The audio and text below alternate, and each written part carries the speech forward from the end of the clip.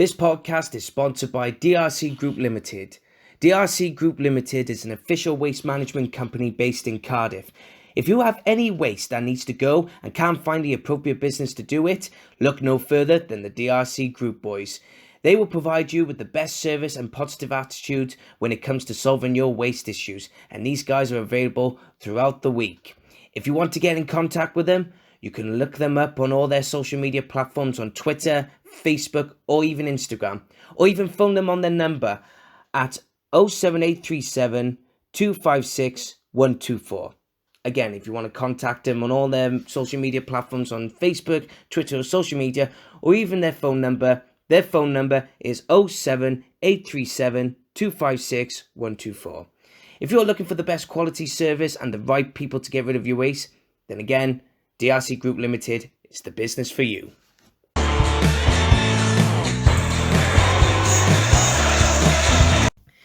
Hey guys, welcome to the Dragon's Voice podcast. I am your host, Shirley Rees-Steens, and on this particular episode today, I sit down and speak to Mickey Thomas, former Wrexham, Manchester United and Wales international, one of the goal scorers who scored against England in that famous 4-1 victory at the Racecourse Ground when Mike England took over as manager for Wales. I was really looking forward and I'm really excited to be sitting down and speaking to Mickey Thomas. Unfortunately, we couldn't get the visual aspects of the podcast because with the request of Mickey Thomas, he did not want to be recorded or anything like that visually. But we managed to speak over the phone, and like last time, I think the last time I did it over the phone, it was with Ryan Green, and that was a brilliant podcast in all fairness, and I managed to record everything that was being said over the phone. And I just want to say a big thank you to Mickey Thomas for taking the time to spend an hour with me just to talk about his career, what he's been doing and what has been happening during that time when we recorded the podcast, talking about the Euros, etc. And I hope to have him on the show again one day. But at the same time, I was really fortunate enough to have him on the show. So if you're tuning in onto the YouTube channel, so obviously here's the visual recording because here I am. But if you're going to be tuning into the podcast, the audio version, that's going to be on Spotify, Anchor, or Podbean. The audio introduction is going to be different. But either way, it's still going to be similar of me introducing to Mickey Thomas and that, but I'm really looking forward to welcoming back the channel, the podcast, and also welcoming back the guests. So starting off with a bang, here it is. It's me and Mickey Thomas sat down to talk about his career at Wrexham, Man United, Chelsea, Wales, and so much more. Enjoy, guys. Lucky in not getting relegated out the conference, so that was a scary time for everyone.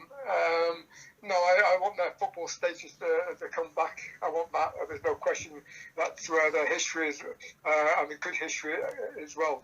I just think that Colin Bailey, the Welsh League, Wrexham is too big for that. No disrespect to anyone else, but Wrexham are far too big for that. Going on to Wrexham, back in the day and everything, when they were one of the top, well, even to this day, the top Welsh side in Wales. But for you, 1974 was the big highlight, where you reached the quarterfinals of the FA Cup, but you also reached the quarterfinals of the European Cup Winners' Cup. So you lost out against Burnley in the FA Cup 1-0, but then it was Anderlecht with a 2-1 aggregate. What was that like for you to be playing for Wrexham during that time, getting to the quarterfinals of the FA Cup, but also the European Cup Winners' Cup? Yeah, I'm not sure it was 74, but I think it was a little bit later than that. But it was a great period. Don't forget, 3 quarterfinals in one season. That was, Anderlecht got knocked us out. Liverpool and Arsenal, 3 great football teams there. We got to a level where everyone used to come and watch Wrexham. Bill Shankly, the great Bill Shankly from Liverpool, he'd come across every game, home game. It was exciting times. The ground was full. We had quality players, great players like Billy Ashcroft, Dave Smallman, Graham Whittle. The list is endless. It was a great period for Wrexham Football Club, and we got to the second division, which is now called the Championship. That was obviously in 78. Yeah, we had a great run in those competitions, and well respected Wrexham. Where as I said, everyone knew about Wrexham for their footballing the way they did ever so well against the best teams, around that time. During your time at Wrexham, there was a lot of things going on, nothing to do with their financial sides or anything like that. I mean, Wrexham were just living the dream, in the 70s and the 80s and that. I mean, who would you say, you had the likes of Joey Jones? I mean, even Eddie May. I didn't even realise Eddie May had played for Wrexham. He played for over 300 league game appearances. I did not know that at all. Yeah, you saw him how great players. Gareth Davis, without doubt, probably the best captain of all time. You had some great players there. Mickey Evans, Alan Dwyer. The team we assembled, John Neal, that was all his hard work came to the fore. Yeah, I mean, great side, great players. Bobby Shinton, obviously a magician. You're talking about great players here. You talk about today's Wrexham, obviously there's no comparison at all. And going on to another team that's always big in the eyes of the world, it's Manchester United. And obviously you signed on, I think it was from 1978 to 1981 that you spent roughly 3 seasons with Man United. What was your first reaction when you heard that, Man United are looking into signing you? Yeah, I had lots of teams. I turned down, I think, 5 or 6 teams. I turned down Tottenham, came in for me, Aston Villa, and I think Newcastle, Sunderland. A lot of teams were after me, but I was very reluctant to move. I was quite happy with Wrexham. I was enjoying my time. And then I get a phone call from Marvin Griffiths, the Wrexham manager, on a Sunday night, saying that Manchester United wants to sign you. We want you to go. It'll be good for you, and it'll be good for us because obviously financially it will make us a lot more wealthier. And when you first went to Manchester United, what was it that really attracted you to the club? Obviously, I know the size of the club would sell anyone who would go there. But what was it for you to go from Wrexham, jump into Manchester United? What was the point where you think, you know what, I'm going to have a good time here? Well, one of the biggest clubs in the world, and once they come knocking, you're going to answer that door. It was a huge move for me, massive. From enjoying my time at Wrexham and going to a level now at the highest level. It's exciting time. Of course, I was nervous. I was very scared about it. I was going into a different world where it completely changed it. Of course, I was a well-known footballer at Wrexham, but it made that the worldwide, so everyone would know my name. It was a great time for me. Great time. Nervous time. I mean, I found it difficult at times to play at home in front of 58,000. I'm not ashamed to say that. Some people can embrace it. I felt very, very intimidated by it at times, but I played 110 games, 15 goals, and I had some great games in that period. As I said, it was a period where football was football. You know what I mean? Fast-flowing football. You can go out and express yourself. Not so much in the modern game now. I think it's a little bit, regimental in what they do. I think they're organised. We would just go out and just enjoy yourself. And especially as well in the first season. All right, you guys finished roughly 10th or 9th, just in the top 10 of the first division. But it was finishing runners-up in the FA Cup, losing 3-2 to Arsenal. What was that like to play in Wembley? What was that like for you? Dream as a young kid growing up in a council estate in Moxie, watching the black and white TV and dreaming about playing in the cup final. And to get that opportunity, I think it was 100,000 people at that stadium that day. We lost in dramatic circumstances. I don't think we deserved to lose it. I think we were the better team, but unfortunately they got that late goal that we couldn't come back from. We were 2-0 down at one point, got back to 2-2. Probably still celebrating that equalising goal when they got the winning goal. So it ended in tears, but one thing you can never take, I actually played in the cup final, which it was great. And it was the following season as well that I got to mention that you finished second and you're only just a couple of points behind Liverpool. Yes, that's right. I mean, so what went wrong then? What was that pivotal moment where it wasn't going to be your guys' moment to take the First Division title? It came down at the last game of the season, actually, at Ellen Road. We were at Ellen Road. I think we got beaten. Liverpool, I don't want to be sure, won, but we had to beat Leeds, but we couldn't do that. Of all the teams as well, it's Leeds. Yeah, I mean, it was. It was a great campaign, there's no question about that. We give Liverpool, let's make no mistake, Liverpool were the team of the 80s, they were unbeatable. We beat them head to head, we did well against them, but, they were a magnificent side. So, yeah, it was their time, their era sort of thing. They were a great side and very difficult to beat. And as I said, that they got it in the end. And speaking of, one of the things that I really want to mention is you got the call up to play for Wales in 1976. Yeah. But obviously, I think we're going to go into that bit of cliche moment of what was it like to play against England and scoring against England. But before I can ask you about that goal, especially playing at the racecourse as well, because that must have been it's like a fairy tale story in some ways, because you're a Wrexham lad, you're playing at the racecourse ground, it's against England, you score against them in what is your hometown in some ways, in front of the Mike England, who was in his first game, first job, and it's going up against England. I mean, that must have been so much going through, not just with Mike England, but with the likes of you and everyone else, playing for Wales at that time. Yeah, everyone wants to beat England, I mean, they're the team, aren't they? Everyone wants to beat, I think I've played against them 5 or 6 times in my career for Wales, so we had a decent record against them. But to get my first goal, as you quite rightly said, at the racecourse ground in front of a full capacity crowd, it was fantastic. They obviously took a lead, a little bit fortunate with the goal they got. I got the equaliser, but I think more so for the fans, to get that victory in that fashion was magnificent. Mike England, his first game in charge, he probably couldn't believe it. So that was one of the highlights for obviously Wales. We played in a great Wales side. It was very important not to get to a World Cup or any cup, because we lost out on 2 occasions to Scotland. One was a handball at Anfield with Joe Jordan, which we got penalised for. He never admitted to it. Lou Macari did years and years later that he did handle the ball. Yeah, so a little bit unlucky not to get to a major final when we really deserved it. Yeah, but to play for your country, is a magnificent honour. You can only dream of. I played over 50 times for Wales, which is I would have been happy with one cap. I'll never forget my first cap, because it was against the world champions, Germany, and they had probably the greatest players, 3 or 4 great players of all time, in Franz Beckenbauer, the captain of Germany.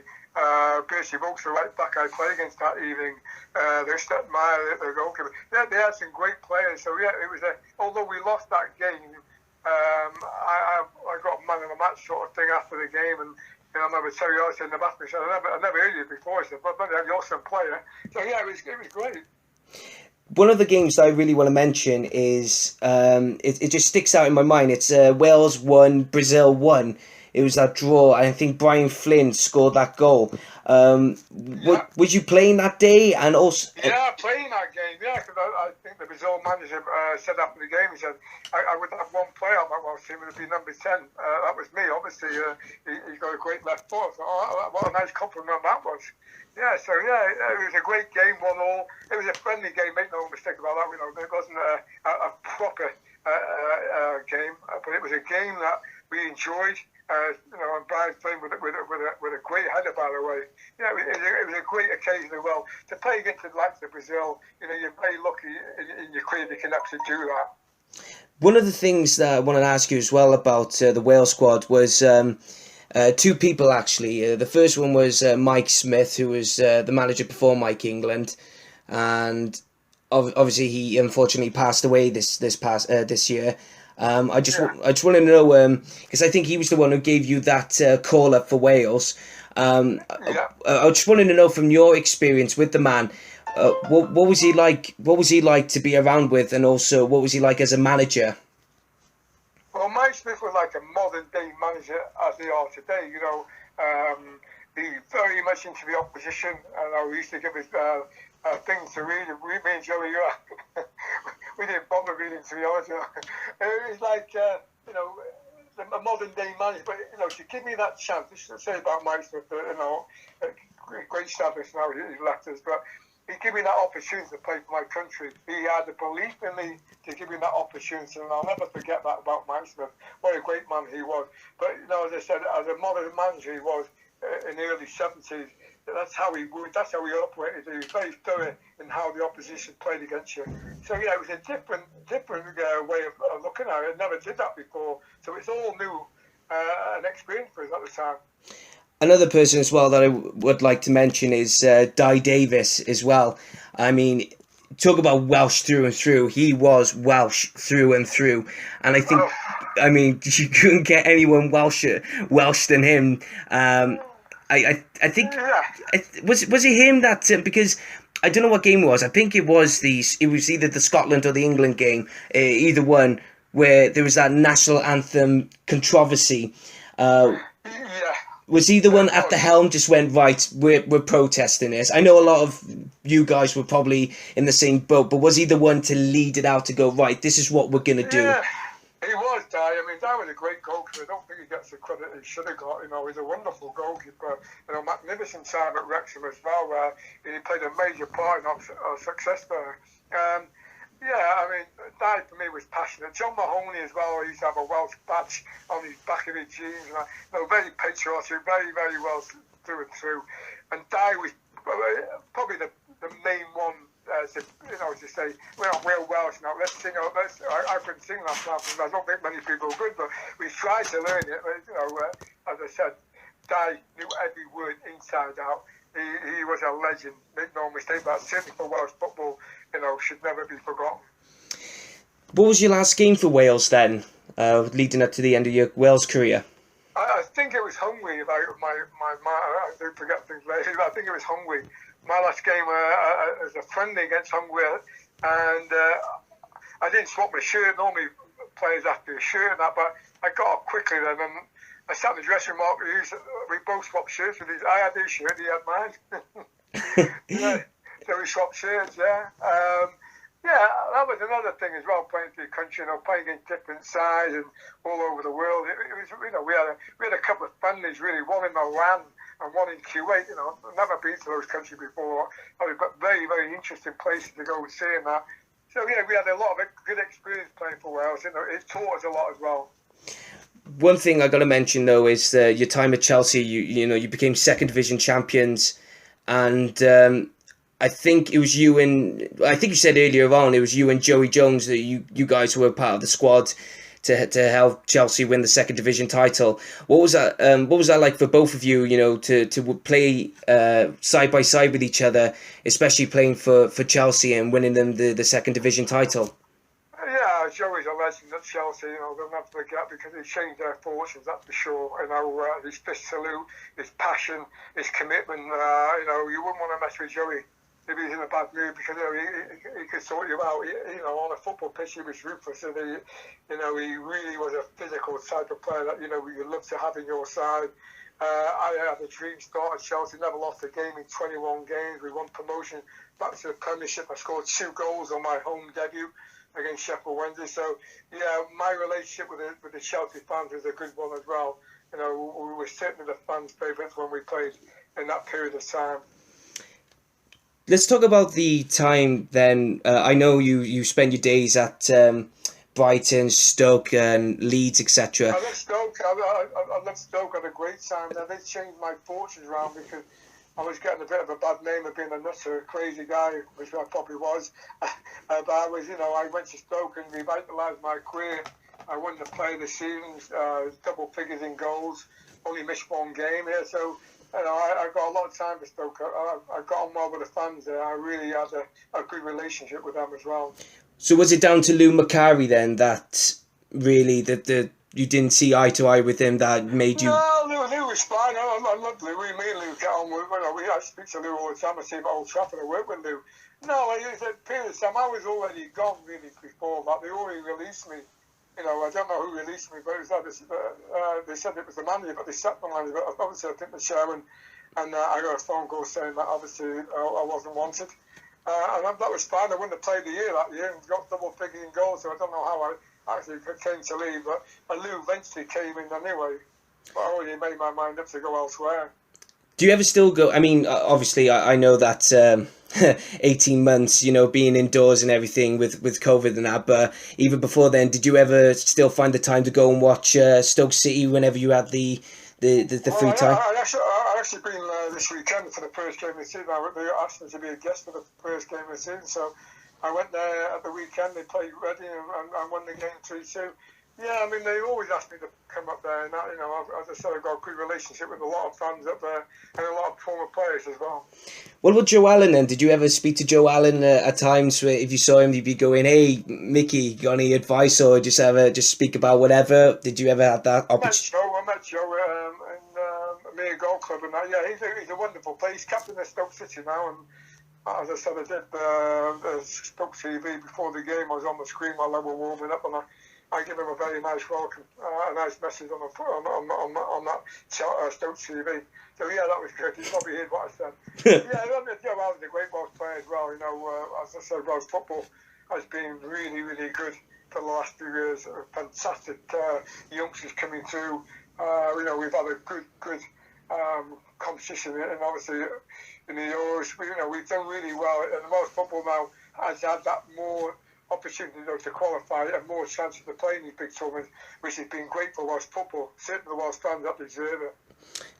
I remember, speaking of the Euros and everything, I watched that Football Nation with Ellis James, and I saw you on there, and I just thought, fair play, to come on and everything. What was that like to... I was on the way to recover. I had to have a hat on coat because in my condition, with my immune system, I get cold very, very easily. Even on a nice day, I do feel the cold quite easily these days. That's why I have to wrap up on that. But yeah, that was nice and very nice. He was obviously excited to do the interview with me. I had a good chat with him, and it was about Welsh football. And, I'm obviously my time as a Welsh player. Yeah, so that was a nice thing to do, and it made me feel wanted again, which is nice.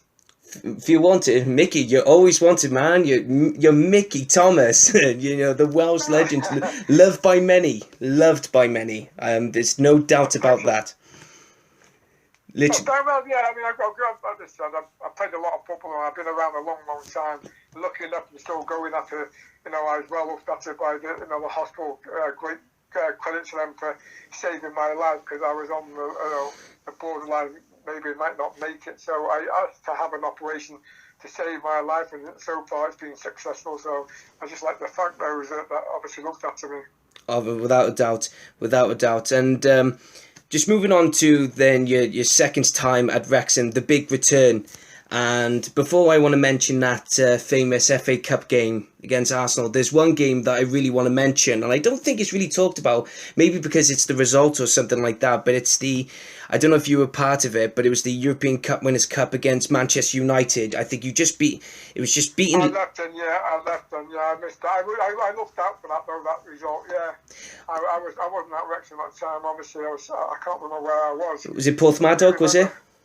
I do remember that, though. I do remember that game. Yeah, they did a good account themselves, Wrexham, didn't they? That was the thing, though, because I as soon as I saw that fixture, that game with Wrexham and Manchester United, I automatically assumed that that would be such a big welcome for you, considering that you played for both teams and that. It just fits perfectly, just to see if you could play, but seeing you didn't, I mean, it is what it is at the end of the day for so many, but it would have been, do you think it would have been nice that you would have stayed a little bit longer just to be part of that game, if that was to ever come? Oh, it would have been a unique thing to do, play against one of my former teams, certainly Manchester United, the first big clubs that I joined. Yeah, that would have been really, really nice, an opportunity, but unfortunately that really didn't happen. I mean, obviously everyone relates to my time at Wrexham. I just spoke to a Wrexham fan this morning. Is that, the team I played in '78 was probably the greatest team ever. Don't you think being anywhere near that team, that was a great team. And they talk about the Arsenal game that I've scored in the FA Cup. I mean, that was one of the greatest goals. My greatest ever goal was against Tottenham for Wrexham at White Hart Lane on a half volley, right into the top left-hand corner against Pat Jennings, a great goalkeeper of his era. And him waiting in the tunnel for me after the game, saying, I didn't know your name before the game. He said, I didn't know who you were. He said, but after that performance, he said, I think I'm going to hear a lot more about you. That was really magical thing for me to, Pat Jennings actually waiting in the tunnel for me to shake my hand and to say that. And we won the game, where we obviously we were underdogs. We won that game 3-2, 3-2. We were 3-0 up at one period of time as well. But no one ever remembers that. That was one of my favourite ever goals. It was on ITV or HTV, and I did have it, but I've got it somewhere. But, no one realises about that team, how good they were. You can talk about now and the last 2 years, but that team was unbelievable, as great as ever. So let's remind ourselves now with the 2-1 against Arsenal. The second goal was that who scored the second goal then? Was it Wayne Phillips or was it? No, Steve Watkins scored the first. Steve Watkins, that was it. No, Steve Watkins scored the win, and I scored the equaliser. Yeah, because I spoke to Wayne Phillips months ago now, and we were talking about it, and we had a laugh about, it's like your goal, and then Steve Watkins scoring the winning goal, but no one remembers the winning goal. It's just Mickey Thomas with the free kick. I feel sorry for Steve, and I love Steve. I'm just a humble guy he is, and that, because mine was spectacular. That, a free kick, and it's a funny, whatever yard it was, out. It's gone in the top corner. People obviously want to look at that. I mean, Steve's was very important. His was a winning goal. But yeah, as I said, mine was just an important, because mine was an equalising goal. So yeah, I just feel sorry for Steve. After all these years, people think I scored the winning goal when it was Steve Watkins. And and what a great guy he is, by the way. And do you know, sometime after that game against Arsenal, did you realise the history? Well, it's probably one of the daft questions, but as a footballer, as a professional who's probably coming, towards the end of his career, did you think that was just just another day in the office, or did you think, oh, hang on a minute, we just beat the mighty Arsenal? That was incredible, because they go on to win the FA Cup a year later, so it's just absolutely bizarre. So did you think it was? Well, it's huge. It's monstrous because Wrexham were 92nd a year before Arsenal were league champions. FA Cup has got a great history of FA Cup shock, but no one would have predicted 1-0 down at half time that we were going to win that game. You could put your house on it, but things happen in certain times, and it was probably going to be my moment. As I put that ball down, I said to Wayne Phillips initially to pass me the ball. Then I thought, no, I'm just going to hit this, because I did a free kick on the Thursday. With a 5 yards run up and got great power. Didn't hit the target, but I thought I'd try the same process, and the rest is history now. As soon as I hit that ball, I knew it was going to top right hand corner. And the ground erupted, and it was a magical time. The more so for the winning goal from Stevie Watkins, and then the final whistle. When that whistle went, the ground went absolutely crazy. Fans on the pitch, it was an FA Cup moment that people in that stadium will never forget. And I certainly won't forget it, because I look at that goal every day. No, but on a serious note, it was a magical moment for Wrexham, because that put them back on the map massively, and that went round the world in America, South Africa, Australia. It made all the headlines everywhere. That was the biggest win. I don't care what anyone said. It says this is the biggest FA Cup shock in history today. Still, you can't beat that. Oh, you can't be. No way. The gap being 90 seconds to number one, that's for me is probably, and being 1-0 down at half time and still win that game, it's incredible. A magical moment that people won't forget. One person I got to mention though, because he's just popped into my head, and I did a podcast with him just before I went on a break with Dragon's Voice, and that is Tommy Cowse, and we spoke about your FA Cup game. What man. Yeah, he's a legend, isn't he? Go on. Yeah, I like him. He's passionate, so that's what I was passionate. He reminds me of myself. He's very passionate whatever he does. And the way his videos on Twitter and that, he's so vocal, and you can see it from the heart, and that's what I like about him. He is a really passionate man. I know he'd make a very good manager if he ever got the opportunity. I think he'd be a good manager. His passion would flow over to the players. You could see what he wants, and that. He's a winner. Oh, literally. How did you get to know him then? But what was probably obviously because of... I did an after-dinner speech in Denby. All right. I did a talk, and he was there. Yeah, I think it wasn't Denby. It was somewhere I can't remember. I think it might have been. I can't remember. Yeah, it was. I think. Yeah. So that's how I met him, and he was so funny. I know he's a very funny man. I don't know if he knows it, but he's a very funny man. And he's a very good speaker. He's very fluent in what he says. He knows what he says, and he's intelligent. He knows his football inside out, and he's a Welsh passionate man for sure. Another one as well who's passionate for Wales and passionate for Wrexham is Bootlegger as well. I mean, yeah, I like Bootlegger. Yeah, I speak to him. He's a top man, and again, he's done well for himself. He's a very funny man. I love his videos. I watch him all the time. I speak to him all the time. He wants me to play a game of golf. I haven't got time at the moment, but I will have a game of golf with him. Yeah, but yeah, he's put Wrexham on the map as well. So he does his part as well. Just going on, he's a legend. Literally, both legends. What is it with Wrexham supporters being absolute characters and famous football fans? It's absolutely bizarre. I mean, yeah. It's nuts. Well, I think, even though I work at Man United, everyone always asks about Wrexham. They have that history of the well-run club. Before obviously the hard times, but yeah, what they've gone through has made them stronger. And the people that haven't really been mentioned will probably never get mentioned are the people that say Wrexham Football Club. They are the real heroes, the ones we don't really know about, the ones that sacrificed everything, the ones that, helped Wrexham when they had nothing. Now Wrexham are in the limelight, things are going well. These people should never be forgotten what they've done. They've saved this club from going under massively. It could have gone, but for their passion and their hunger and desire to keep it afloat, second to none, I salute them. Going on to Porthmadog, when you went to play for them, obviously you was a manager as well at one point for Porthmadog. So what happened there? I was a manager.